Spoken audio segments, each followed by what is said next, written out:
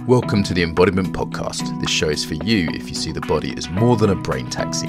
It's for people interested in coming home to the body as a holistic aspect of who we are and how we live.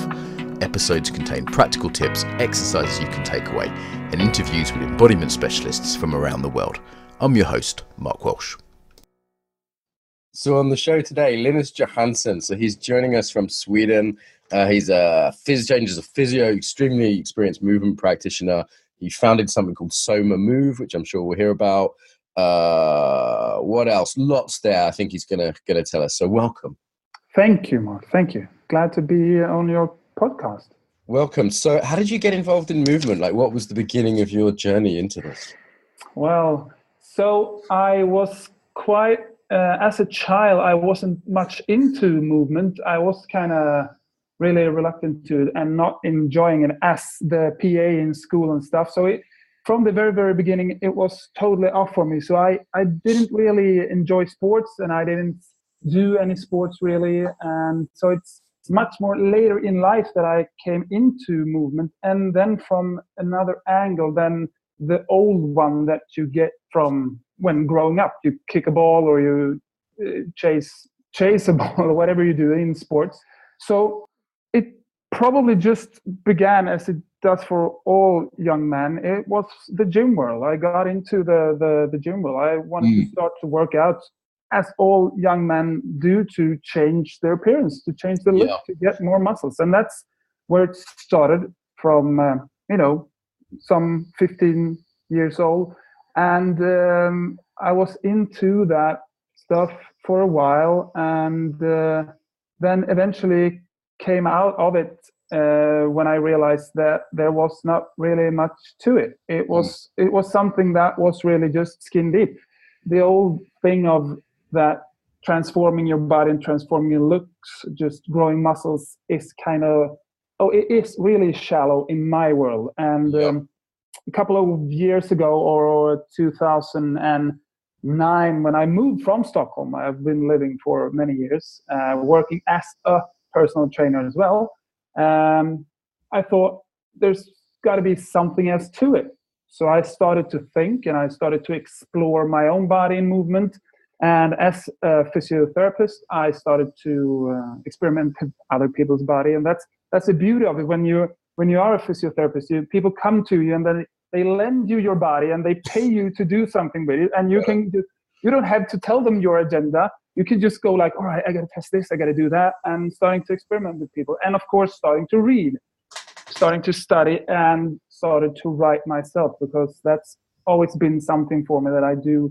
When I try to organize my mind or organize my thoughts, I write. And that's, you've written a couple of books, right? But they're in Swedish. Yeah. Can you talk about what they're on? Yeah, the first one was called Treat Yourself with Physiotherapy. Got it. So what happened when I worked down in Stockholm as a physio, people, we had profession phones, we call it. So we had this time set off in our schedule that we as physios answered the phone and did the first exam on the phone, and then booked the people to the suiting therapist at that location. So speaking to people on the phone, I realized how low the knowledge of the body was. People didn't know, people didn't understand, and that's probably the first grain to where I am now, where I thought, could this be told? Could this be expressed? How can I meet people up front before they have the problems? So I wrote a book with all the ordinary symptoms or the ordinary problems that a physio actually do, and that's the first book. So like people are coming to you like car wrecks, but you're going, well, hang on a minute. Actually, if you'd have just done these simple things, if you were driving on the right side of the road, you wouldn't have actually crashed the car. Right. Yeah. So not the car accident stuff. Probably more like. I mean, metaphorically. Their bodies are kind of wrecks, and you're. And I mean, because there are some fairly straightforward things. As you say, the general knowledge out there about the body is so low. Yeah. It's really powerful, quick wins. It might just be like, hey, every hour, get up from your desk and walk around for 5 minutes. Yeah. Or, hey, like if I'm working with business people, I'm like, so you've got 5 calls scheduled every day? Okay, we'll have some of those walking. you know, on a headset, you know, like some real simple, what are some of the sort of quick wins you were telling people who were, because this podcast for kind of like body geeks, right? And sometimes I feel like we forget what it's like just to be, without being too patronizing about this, like just like the average dude. Like I think of my brother-in-law, you know, who works in a hospital as a scientist, and he just doesn't have any body knowledge. And he's starting to get aches and pains and bad backs and unfit. And I'm just like it's almost hard for me to, rather than teaching some complex somatic thing, like to go right back to basics, you know? So where I am right now is that I'm trying to get people to appreciate movement more, because life is full of movement, but what people do is they miss out. They don't see the opportunities, they don't see the possibilities that every day presents in form of indulging movement in that way. That and it's that old boring saying, take the stairs instead of the escalators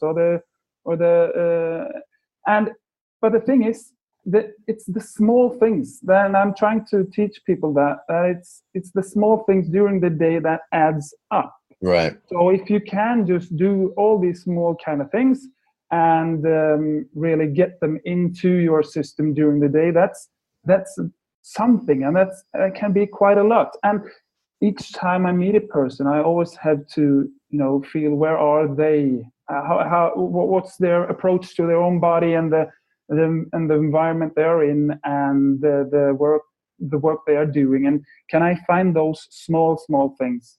And so just say one thing. I had this wonderful girl coming to me. She's got a back problem, so I did my thing where I examined her and I found out a couple of things, and I wanted to reintegrate movements that were lost in her body. And she was really, she'd kind of overweight, and she didn't really enjoy going to the gym and all that stuff. And she got 2 small children, and her husband is away studying and stuff.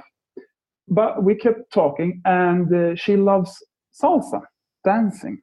So I don't know much about dance, but I told her, all right. So I put on some salsa on the stereo, and I told her, show me some steps, show me some moves, and she did. And in those moves, I try to find what she needs, and I put emphasis on those.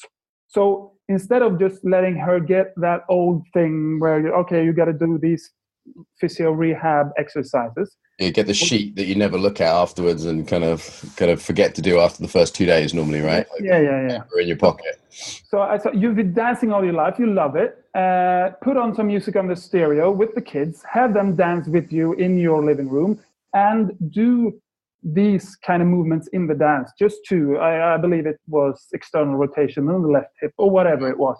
She had just to have emphasizing that external rotation while she danced, and that got her off to a completely different place. And that's the small things. You can find those tiny bits and pieces and put them in people's life. And I'm starting to believe that you don't have to do that much to change a lot.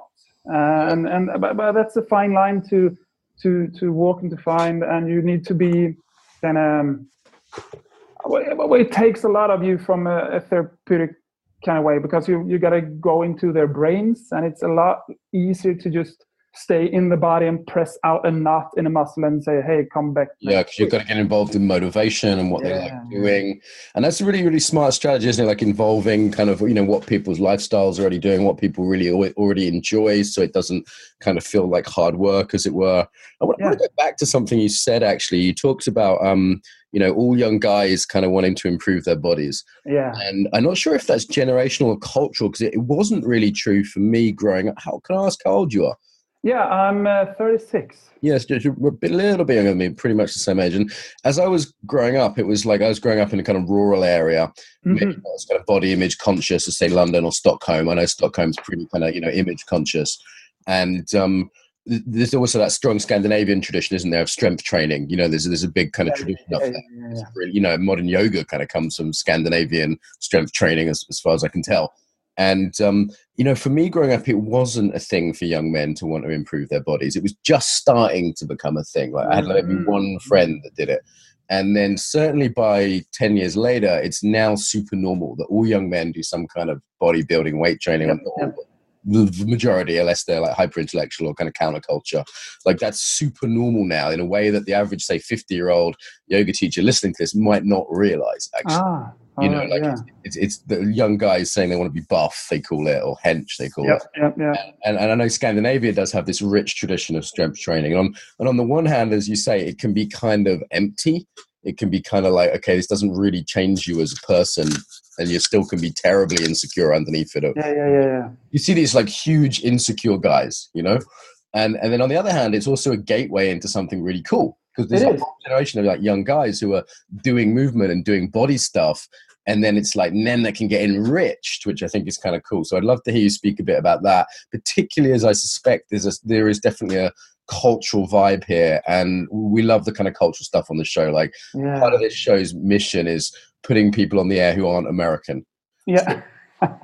So like you're saying, that culture, it was really I think kind of we were a couple of years before you when it comes to this, because all guys has always been into that from my age and been working out, and it's still a big culture here where you prove yourself worthy by just, you know, your on your Facebook or your Insta where you show your six-pack or your big pecs. So, but the thing is, as you said, there is a change in all that, and what we see now is a quite big paradigm shift when it comes to exploring and understanding movement in a different way. And one of those things that really has done that is, I must say, the CrossFit kind of thing that it went crazy. Like, how many years ago is that? 2007 was it? 2006, it really bombarded Sweden and everybody started doing it. But the thing is, what happened is that it was still the kind of strength training, and still the kind of, you know, they had t-shirts with a print, I'm wearing this t-shirt only to be able to take it off. That's the whole idea with the CrossFit. I'm just going to rip it off when I get. But the thing is, you have to perform, you have to grow muscles, but at the same time being very conscious of what you're doing. These complex movements and how you work out and how you train and how you work with your progress. And that kind of took off and spun off and started to other type of movement cultures really started to grow from that. And so what we see now is a really rich flora of a lot of different kind of movements in this country, especially like just in this town. I live in this small town, and in the city center, I think we're like 17,000, and in the whole county it's like 40,000. And I've counted on my fingers, and there's like 15 different places you can work out here.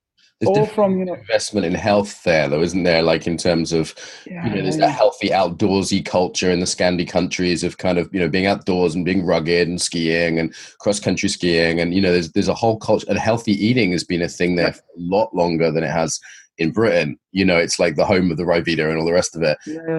And also there's an aesthetic. Like when first time I was in Stockholm, I was like, fuck me, there are some good looking people here. And not just physically good looking, you know, you're a good looking bunch, but also like people, I thought all the men were gay, you know, I was like, everyone's dressing really well and looking after themselves and they're healthy. And, you know, just these kind of, you know, that health kind of ethos is really strong in the culture. Like in Britain, it's, you know, my dad's generation didn't have that. They had bacon and eggs and fucking watch the football. Mushy peas. Yeah, like you're less of a man if you were interested in health, and that still exists amongst a lot of people. I can imagine. You know, there's a real kind of sense, like kind of, first of all, it's for no one, then it's kind of for women, and the younger generation are a little bit more into it, and they seem to have combined it with personal growth. Yeah, like, they seem to be seeing at it like, you know, books on like transformation and seeing it that way. And I have to say, of all the places I've taught yoga, the place that was most open to it being a personal growth practice was Sweden. All right, cool. Yeah, like I was at a festival there, and it just, there was the body beautiful crowd of, you know, the skinny blonde girls doing the yoga, and the skinniest, blondest girls, actually. But also, it just felt like, to me, it was like the most open-minded to looking at the body as more than just a machine. Yeah. So I'm curious, like, how that's happened. Is it just on the journey longer as a country? I don't know, but Sweden is it's an interesting country altogether, because we've kind of small country and not a lot of people, and still we have accomplished quite a lot through time. Like we're one of the few countries that has per capita come up with most inventions. Like a couple of years ago, we had two motor companies that, both Saab and Volvo, and that's quite unique for such a small country. And we have this great Swedish inventor, I can't recall his name right now, but he was asked why this is, and he claims that it is the climate or the environment that Sweden provides, that with the long dark winters and those long beautiful bright summers, that something happens in people's minds when we kind of it's something with the place when you live here. And also, you're the older brother of the Scandi countries, right, as well. Like, traditionally, you were the one who dominated the Norwegians and the Danish, and there's that tradition. Not if you ask them. No, well, you're kind of the big fish in the little pond, right? There is, and there's a certain confidence. Like, the British have this empire confidence. The Americans, the Russians also have this confidence, and that kind of confidence, I think, goes a long way when it comes to, like, you have inventing a system or putting something innovative out there, or saying, we might be a small country, but, I was working with IKEA recently, and there just isn't a lack of confidence that their design is very good, for example, and the world should listen to them, I also came across in Sweden a few times this slightly dark side of kind of not being too big for your boots. I forget the word for it in Swedish, like not trying to get above everybody else, and it being communal to the point of being oppressive. Yeah. I see what you get. I'm wondering how that is embodied. Like, what's the word for that in Swedish? There's a word. Just because you said it like that, I need just give me a minute, and I see what you mean. That's the thing where we've been like suppressed in a way where you have to be friendly, no conflict. Like I went from Russia to Sweden, and the difference in the level of friendliness was stark. And like the average person, they're like, "Hey, welcome to Sweden." I was like, "Why the fuck are you so friendly?" And it's after having used to the Russian vibe. So it's but that friendliness, which I really like. I want to say, like, my favorite country right now, and it works. And people are pleasant and educated. But there's also a dark side to that, right? The kind of like conflict avoidance, social control. Like, at one point I was like, my God, these people are communists. like that sort of having to do what everyone else wants thing that's there. Yeah. So I think it's like in Sweden, it's always been this kind of this blanket over us all the time, where you shouldn't think that you're too much or more than anyone else, and everybody's equal, and we have that kind of sense. If someone do try to be more than someone else, the whole community kind of can turn on them and stuff. But that we also see that because of the boundaries of the countries, with the internet, and like you and I are communicating, that's kind of loosening slowly, now. Yeah, they're slowly fading away, and a couple of generations from now, it's going to be a problem for you, because you started a system. Like, I was really keen on this podcast to speak to innovators from Europe. Most of the innovation comes from the States, and that's cool, and credit to the guys in the States. I don't want to badmouth them. They do some great stuff out there. But it's also like, okay, who in Europe is innovating? Or like, I founded Embodied Yoga Principles. You founded Soma Move. There are some, and I'm seeing more disproportionate number from Scandinavia. Far less from other European countries than the Scandinavians. So a few from Britain. Maybe a language barrier, but I'm not seeing many from France, Italy. Not many from Germany, but again, could be a language barrier. Not many from East Europe in terms of like really innovative kind of new systems. So how's it been kind of like creating something new? It's been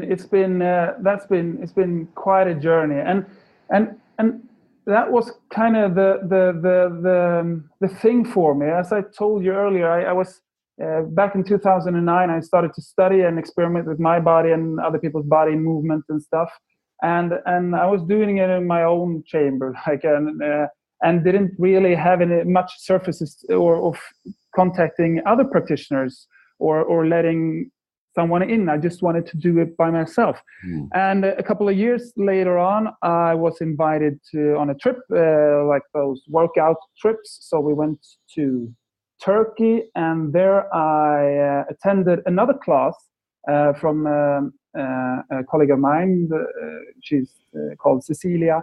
And as I experienced her class, and it's called Organic Bodywork, I realized she and I has never met before, but what she's expressing in movement is exactly what I'm expressing, but I'm coming from a totally different place.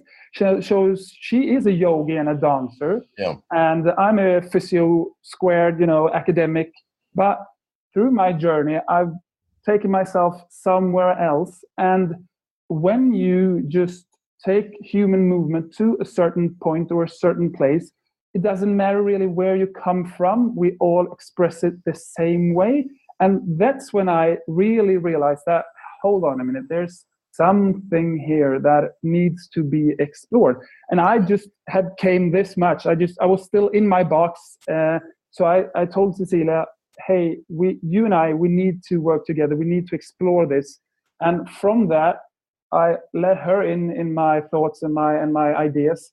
And she really helped to develop this. And together we created Soma Move. And I came in with this, boxy, squared, male kind of movement thing. And she came in with that soft, flowy, female, round thing. And that kind of blend together. And so right now, Soma Move is kind of, it's nor female or masculine. It's kind of something just in between. And it's turned out to be something really, really interesting, and it still is. It's still an exploration and an invitation to movement, and to appreciate and to realize that you can move in a different way, with a different attitude, with a different meaning, or a different way of doing it, in that sense that you want to feel or express or do something else. It's soft in the edges trying to explain it, but yeah, I saw some on YouTube just preparing for this. I had a look on YouTube, and I like what I saw. It looked like a really fluid kind of yoga, but with quite a lot of freedom to it. Yeah. From what I saw. And what is the purpose of it? Because I think with any embodied practice, the first thing to ask is, like, what is this trying to do? Is it fitness? Is it? So what is it trying to do? Yeah, I like that question. So when I set off, I came from. Question. Yeah, I came. What's the point of this, Linuss? I came from the fitness industry, and I stepped away from it, and I saw it from a different perspective. And I thought, oh, Jesus Christ, how could we change this, or how can we add something or do something else to it? So what Soma Move is trying to be very much is trying to be this agent sneaking into the fitness industry and just, oh, hello everybody, there is something else too. Yeah. It's just trying to get in there and show that there is something else, because it's packaged as ordinary fitness group class. Nicely packaged as well, man. Yeah. Good Swedish design. I really like the website, and Thank you. What I saw. That's that aesthetic sense you guys have. I really like that, and I think if there's a Trojan horse, isn't there? And you see this with Nia a little bit as well. If you're aware of Nia, like Nia classes are in gym. Oh yeah. I see this sometimes with certain yoga teachers who do kind of gym-friendly yoga, but then they open it up, and people are like, hey, what does Soma mean? Well, it's from somatic, and it's, encouraging people to feel rather than just do, the normal fitness thing of do and don't feel. Like, it seems to me like there's a sort of Trojan horsing going on there. Is that kind of the case? Yeah, it's exactly the case. So what we are trying to do when we create these classes is to hide Easter eggs in them. So we're filling these classes with a lot of our thoughts and our ideas, and how we should compound movements with intention and with breathing and with awareness. And we just package them like small Kinder eggs, and we just send them off to our instructors, and they willingly take these, being aware of it or not, and unwrapping them and just serving them to this little community that we have around us now, and they enjoy it, and they take it into their movement system without really knowing how or why they're doing it. There's the thing, that's what I wanted to accomplish. You don't have to be mentally aware, as long as you can be kinesthetically aware. Could you reach through people another way? Just walking up to someone and say, you need to move better. Or just pack it a Trojan horse, send it away, and have people moving better without even knowing they're moving better. Well, first of all, you're being very Scandinavianly humble when you say your little community. I mean, I'm looking at your website. I mean, you're doing this in what, like 50 cities? Yeah, kind of. So what, you've trained people, and is it kind of like, if someone said, well done, man, like, is it like you train people like you train people in, say, CrossFit, or you train people in one of these systems, like, what's the one they always have in gyms? Like Body Combat or something like that. Yeah. You guys are all mainly fitness trainers, and then like they've come and trained with you, or yoga teachers, or what's the crack? So what we have done from the very beginning is that we have had no advertising, none whatsoever. We had no sales program, nothing to get it out there. We've just been doing it ourselves, inviting those who we know would appreciate it, being on different, bigger community sessions, or where you meet a lot of people, just presenting our class and saying, hey, this is Soma Move, come and try it. And from that, people get hooked, and they come and they do a class, and they get the feeling, oh, what was this? What was that? I need to know what this is more. And so we're slowly trying to pick out those instructors who really felt that they got hooked. Yeah, like this. I'm the same with embodied yoga. I'm kind of like, look, if this inspires you, come and train with us. We'll make the money work. One girl from Gran Canaria who just really wanted to train with us, and she was really keen. And we were like, look, you can stay at my house during the training to save you some money. And she came, and she was awesome, and she brought loads of cool Spanish food, and she's now making all these cool videos in Spanish, just because she was just clearly someone that wanted to do it. And I try and make that happen. Hey, I see you've got a center at the IKEA gym here in Elmhult. So next, if I'm training those guys again, I'll give that a go. Yeah, you do that. Yeah. And they're like 70 to 100 person on each session they're like crazy many people there. Yeah. They're like, so it's not. It's a small growing community. Yeah. Well done, man. Let me just say well done, because I just meet so few kind of Europeans who are innovating and having that kind of business sense to put something out there. And because it's so easy to be like, to either be like, kind of American route of putting a fucking trademark on everything, and kind of getting too salesy about it in a way which doesn't really work in European culture. People get upset about that, and then the other extreme is to be like, hey, I'm too spiritual for this. I'm too much of a socialist or too much of a spiritual person to actually, and then really what's driving that is not spirituality, it's fear. It's people who don't want to be big. That's what's driving that. Is like one of my teachers yesterday, I phoned her up. I said, look, I want to invite you onto this online embodied yoga course we're doing. And the other teachers, these big deal teachers, and it's going to be Facebook Live, and there might be hundreds of people there. And I could hear her response, I'm like, it was immediately like, I don't want to be out there that much, and I'm like, okay, cool. I respect your decision, but, is that coming from fear? You're a good teacher. You've got something to offer. I wanted her to teach. And I could see her initial response was one of like, who am I to do that? Yeah, I can see that. Yeah. Confidence is what we're really talking about. Confidence in saying, hey, I've actually got something to offer here. And it's not the way, like, my embodied yoga principles is totally different from your Soma Move. We'd probably enjoy each other's classes, but even if we didn't, that's okay, right? Like, it's okay that there's a huge diversity.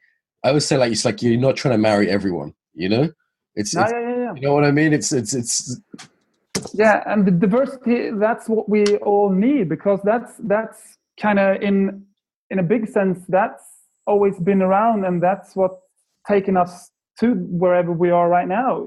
Diversity in culture, diversity in in the evolutionary sense, everything.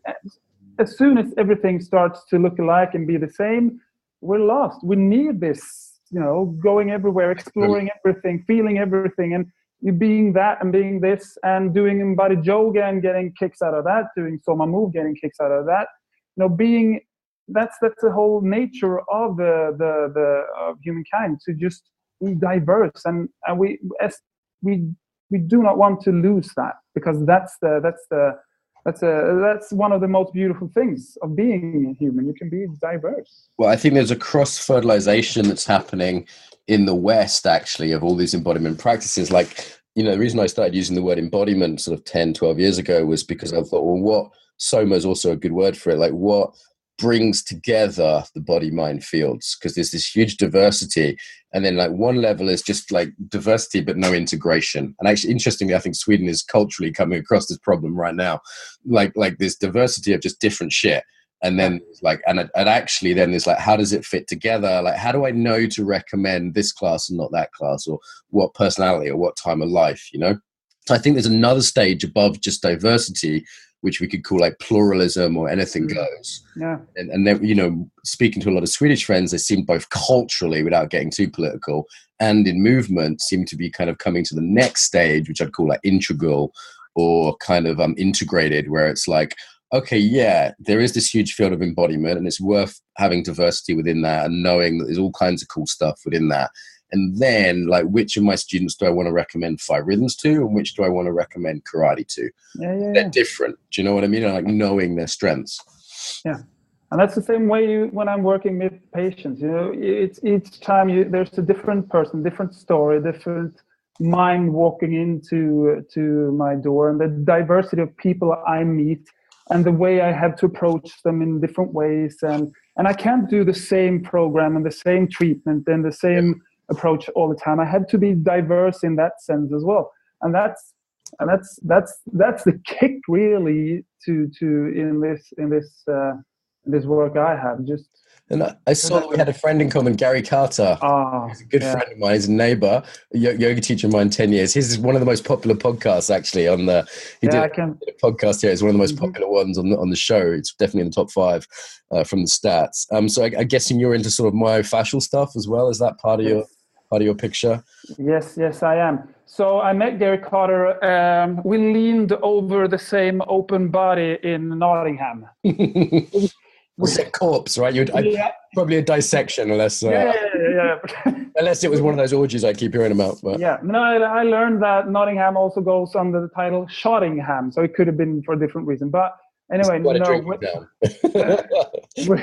we attended the same dissection class held by Julian, and we met. And we kind of, when you meet someone that is on the same wavelength as you, it took us 5 minutes to realize, hey man, we too, and Gary said, you standing by my side here, I'm going to show you stuff. And we were exploring his new chains that he's looking for, and so on. Yeah, we came to be good friends really quick there, and we're kind of looking into working together more now. And as I said, I'm writing this new book together with my colleague Martin, and we're inviting co-authors, and Gary's going to be one of them. And I'm really thrilled because what he has accomplished through his life and his work, and what he knows and how he can express it and stuff, I value that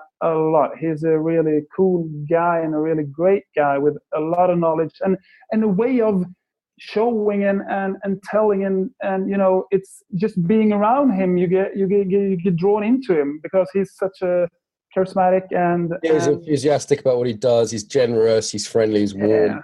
But but in terms of like this, what makes Soma Move Soma then? So is it that you like how do you Trojan horse this embodied or somatic sense in fitness? Like, how do you put that in? Because someone goes to a fitness class, they think, hey, I'm going to work hard, I'm going to move my muscles. And in some ways, I think that's what modern yoga has become. A lot of vinyasa classes are sort of Trojan-Horsing. And, I'm going to be generous today. I'm in a good mood. But like Trojan-Horsing, like spirituality into fitness in a way. Do you know what I mean? in a way that's coming the other way. You've taken exercise and brought it up, but that's taking yoga and brought it down. But, again, being generous, it's like I was in a vinyasa class last night, and at the end, we did pretty much a fitness class, but at the end, the girl kind of said something about, being all sentient beings. It was like some classic kind of Buddhist kind of intention. I was like, okay, great. Well, that might be the first time these like 20-year-olds in the class, I'm the oldest guy in the class, right, have actually heard that. And that's that's really cool that they're being exposed to that through this kind of back door. So how do you Trojan horse, what is the Soma in Soma Move? Yeah, you kind of put it in the right words. We're really trying to take exercise and elevate them to a different level of awareness in a person. And so starting off with a key factor that everybody does each day, but no one really thinks of it, and that's breathing. Yeah. So just the first thing that you can do with a person, just to center them more and make them appreciate movement more, is to make them be aware of their breath when they move, and try to have them harmonize, as we say, harmonize the movement and the breath. And just one yoga teacher friend said this. It's just just imagine a strong Scottish accent. Says there's no breath, there's no fucking yoga. Like that's her. Like she's got a really strong stance on it. But I agree. Like even if you're doing exercise with breath, breath is the gateway to mind. You can't pay attention to breath and not work somatically. And that's the key, because what we want to do when we have people in a Soma session, that is to center them. And whatever that is, we just wanted an open word that didn't really mean too much, because being centered, it could be anything for anyone. But we don't want people standing there doing the movements and thinking of, oh Jesus Christ, what we're going to do for supper tonight, or when I'm picking up the kids or whatever. We don't want them to flow away in. So it's a mindful movement practice. By the way, listeners, centering ebook, 100 pages available at embodyfacilitator.com for those that do want to know what centering is. Anyway, quick plug there. Sorry, excuse me. So it's mindful movement. What else? What else makes it somatic? Free, because there's no there's no beat to follow, and we don't count reps. Yeah. That's great. Everyone is free to move as they want. And there's no, you got to do it like this, you got to do it like that. You just sort of guide the theme or the shape or like, so, and this is for me the big thing that's missing from a lot of exercise and, vinyasa yoga classes. Like I'm there in the vinyasa class last night, and she's doing a count to 3. And, and I'm like, okay, so I'm tired because I did another class at lunch and I've worked really hard this week. So I'm just physically, I'm getting over a cold. So I'm like, I don't want to do a 3 count. Now, she was cool when I came down on the 2 count and just kind of had a rest. But you can see the people around me going, are you allowed to do that? You know what I mean? Even if the yoga teacher says, hey, you can, listen to your body. Like, what the fuck does that even mean? But listen to your body, or you don't have to, you can do child's pose at any time. Oh, yeah. A, some of them don't mean that. But B, there's always this like subtle social pressure, particularly in communal cultures like Sweden. Where there is that communal pressure, Japan, Sweden, to some extent, Britain, not so much in Israel, but to that sort of pressure to like go along with the group that's there and not listen to your own body, which means the practice is potentially disembodying. This is the crazy thing. Because if I'm really interested in this right now. Charles Eisenstein speaks a lot about this. Like if I'm listening to authority, rather than my body, and authority is the yoga teacher, the movement teacher. I'm actually learning not to trust my body, because my shoulders are saying, hey, don't do chaturanga today because you're getting over an injury. But the teacher's doing chaturanga and the social pressure's there. And then it's like, if I listen to her, I'm actually tuning out of my body, which is not only dangerous for yoga, which I think most people know. There is a social, psycho-political consequence to trusting authority and not myself. True. Sorry, a slight rant there. It's really on my mind right now. It sounds like you're tuned in with this, though, in terms of Soma Move classes, yeah? Yes, totally. So we're letting people be free in the movement by not having them count their reps, not having them saying you got to go this deep or that high or that far in that movement. And what we're trying to keep is that sense of a flow. So from the beginning, when we take the first breath together, we want to keep an entire flow through those 45 minutes and not stopping. We're not stopping to drink water. We're not stopping to to take our sweaters off. We are where we are right now, and we're gonna listen, tune in, and try just to go with the flow all the way through. And the thing is, what we're really trying to learn, trying to teach people is, or participants, is also that what you do today is always enough. You don't have to do more than you really actually feel or are comfortable with doing today. And because you are true to your body, you listen to your body and on what level you are today, your body is going to reward you tomorrow by letting you have some more movement. And that's about trust as well, isn't it? That's also about kind of like trusting yourself, and it's countercultural. We had a Feldenkrais teacher on the show recently, and we're talking about how counterculture Feldenkrais was, to not push yourself, to not go to that extreme, to not be in this like reward punishment matrix of, good boy must work hard to get reward. It's like the average exercise class is treating you like a fucking 5-year-old. You know what I mean? Like a little kid, and you're like, do you want the cookie? You have to work hard. It's like, come on, man, we can do better than that. But the thing is, and then people say, all right, but you have to push, you have to go beyond, because or else you won't develop. But that's the only time that's true if you want to do the marathon, or you're going to do with the CrossFit stuff. But if you're an ordinary person trying to get the day to go by without pains or aches, and you just want to be fluid, you just want to live, you want your body to feel light, and you want to gravity isn't something pulling down, gravity is something, then you don't have to do the extreme. You just have to be present. You have to enjoy the movement that your body is capable and able of doing today. And because you are enjoying yourself at the moment, your body will reward you tomorrow, and you will doing it without all those. Well, also, if you enjoy it, you just want to do it again, right? Like, I mean, it's January right now when we're recording this. This won't be out for a couple of months, but everyone's going to the gym or whatever, meditation studio, whatever. But it's like, if you're not enjoying it, you ain't going to be doing it in February. No. Because you can't threaten yourself to do something for too long.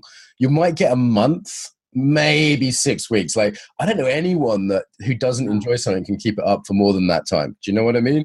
It's like, it might be a little bit of that at the beginning, discipline and kind of really pushing hard at the beginning. But unless you're enjoying it, and there's enjoying it and also noticing you're enjoying it, being like, like I went to a 12-step meeting this morning, and I was like, wow, actually, like taking the time as I walked back to be like, I really got something from that. And like letting that land in my system of like, maybe I'll get my ass out of bed early tomorrow morning to do it again when it's dark and I don't feel like it, because I really got that, how much I enjoyed it. Do you know what I mean? Letting the enjoyment land, and that's like, I really fucking like my wife, or like, hey, I'm enjoying talking to this guy. Maybe I should look him up next time I'm in Sweden, I feel like pleasure and enjoyment and really letting that land is a massive motivator to do and that's what you need. And that's a soft and gentle and beautiful motivation, because when you're trying to be your own, punisher, you're eventually gonna quit. Like you said, it's 4 or 6 rebel, right? You eventually just rebel, because no one likes being a slave. But if you've got that internal slave driver, which is the internalized parent / internalized yoga teacher, then sooner or later, I don't know about you, I go, fuck off. I'm just gonna sit on the couch and eat Cheetos, because I'm tired of, I'd rather be fat than your bitch. I'd rather be fat than a slave. Do you know what I mean? I'd rather be fat than my own slave, let alone someone else's. And that's one of those things that I really come to realize during the years, because when I was in that fitness stuff, and I threw weights around in the gym, I really was my own slave. I had to push myself. I worked the program, even if I didn't want to. I had to go with the progression. And that could be a good thing for someone that likes that kind of stuff. I don't. And my body did not respond to it. I didn't get where I wanted my body to be. So through the years, I've come to realization that if I'm just enjoying everything I'm doing, and if I get my body and my mind to realize that this is an enjoyment, this is fun, this is good stuff. The level of how little I'm actually working out. Yeah. Like, because I was doing Aikido like hours and hours a day, but like the idea that I was getting aerobic exercise just wasn't even on my radar. I loved it, and I was in love with it and enjoying it. No one thinks when they're having sex, oh, this is going to be great aerobic exercise. I hope nobody does. It's just like, you're just like, wow, I want to fuck. I love this person. This is going to be fun. This is great. We're going to connect. We're going to have a good time. And it's like, you don't have to force. It's not like, oh God, I have to have sex again today. Do you know what I mean? Because it's naturally, there's a joy there, right? Yeah. In terms of like who you're doing it with and how that feels. Yeah. So I feel like, actually, even in weight training, you look at like Arnold Schwarzenegger videos, like from the old days, he's like, yeah, this is better than an orgasm. Like he obviously fucking loved it. But he's probably the only guy that really, he talking about embodying that he wanted to, when you're looking at him, and that he's enjoying it. And that's what took him so far, and where he went. And other guys will look at him, oh, I want to be like Arnold, but they can never catch that sense or that feeling or that mindset he had of the enjoyment. And he actually expresses like he's a sculpture of his body. And he looks at his body and he wants more muscles there, and he goes to that place in his mind, and he's enjoying knowing those fibers are working and growing. And he's somewhere else in his mind when he's doing it. He's not in his body so much as you would think when you look at him. Yeah, there isn't that punishment mentality happening, because as you said, it doesn't work. So maybe I'll speed this one to be released for February at least. So that's when that kicks in for people. Yeah. Well, so we're hitting some good ground here. I'm really enjoying this. Anything else, like, because I don't know your work that well, is there anything that's like a unique aspect of it, or just an aspect that's really juicy for you right now? For Soma Move, or for me? Your work generally, for some stuff you're interested in. Like, I feel like I don't know you well enough to ask the best questions, Yeah, I see. Yeah, so where I'm at right now, I kind of always in a creative state, and that's how I love to live my life. Always be creative, always creating something either with my hands when I'm transforming a body, when I work with a body, or creating something from the most basic thing. As I'm right now, I'm sketching up a new thing for my patient to sit at, so I can turn them without their pelvis turning. And so I'm going to go to my carpenter. I'm going to have him make me a stool they can sit on. And to the bigger sense is where we are writing this book together. We're like 9 people writing this book. Wow. Right now. And I'm actually having some really, really interesting people on it. Gary Carter, of course, Julian Baker, my colleague Martin, a really cool girl called Åsa. She's a rolfer and a good friend of Gary's as well. Cecilia, of course, my friend, and also my teacher Don Thompson, who's from the Tom Myers School, anatomy school.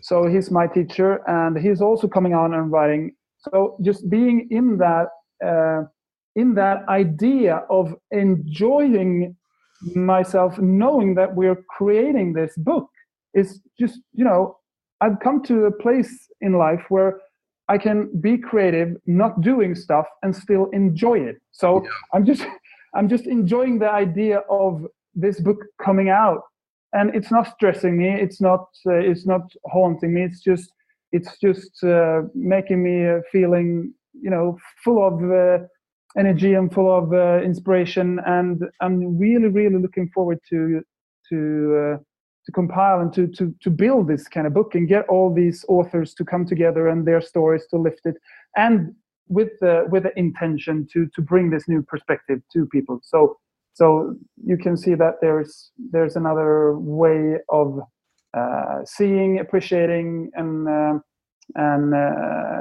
conceiving the body. Because what we are trying to do with this book is, there is a paradigm shift that is quite large now, where we're going from, all right, a long time we've been thinking that the body is a pile of bits and pieces, and if we press here, or if we move that, or if we tape this, or we put a needle there, it's going to solve stuff. Coming to this where we are now, where we appreciate that the body is a unit, it's a system. If it's somewhere, it's everywhere, and we need to treat it like that. We need to treat mind and we need to treat body together. And when we do that, and when that all comes together, that's when stuff really happens. And to be able to understand this, but my belief is this: the body is and always going to be too complex for us humans to ever be able to truly understand it. And what we need is just an entry point to just enter with an entry point and with a perspective, and explain the body from that perspective. Yeah. Back in school, when we had religion class, I remember my teaching saying it like this: religions are like an elephant. It's just an interpretation. So you take an elephant and you put a blind man at the front of the elephant and a blind man at the end of the elephant, and you have them with their hands feeling the elephant, describing what they're feeling. So the man standing at the tail end, he's going to describe the elephant that way. The man on the front end of the elephant, he's going to describe the elephant in another way.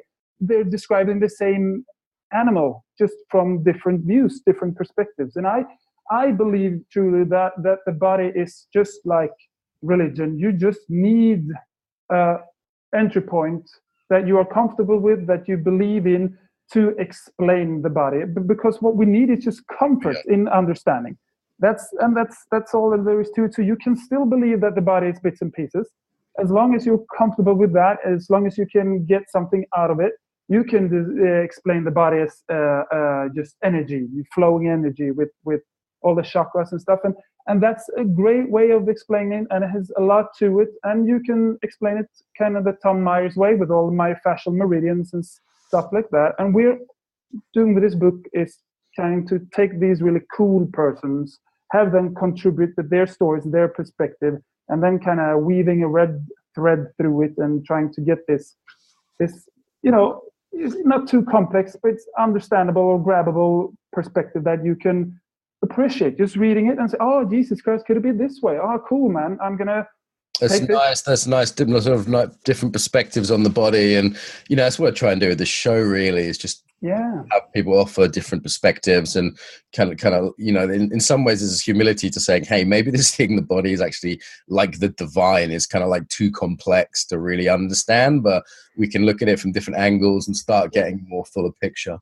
Listen, we need to wrap up. So a couple of things to finish. One, people can find you at somamove.com, right? That's somamove.com. Anywhere else online that people might want to look for your resources?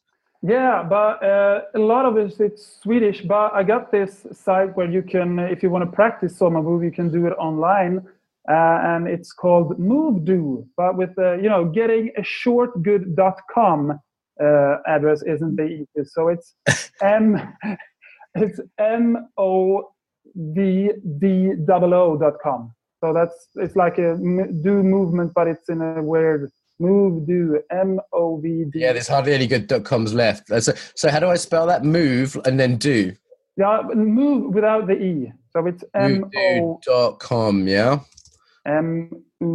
Okay, there it is. I'll put, there it is. Got it. 8-minute workout. Nice. So nice and short, easily accessible, nicely laid out. Yeah, I'll definitely share that. It looks like a nicely, another site people will like. Yeah. Okay, cool. Well, this has been fun, sir. If you ever want a 10th contribute to that book, let me know.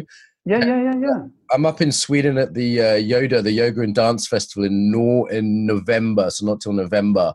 So cool. Get a chance to teach at that. Then great to say hi and hang out. Sure. I'll see you there. So what else? Yeah, final message about the body for listeners. Final message.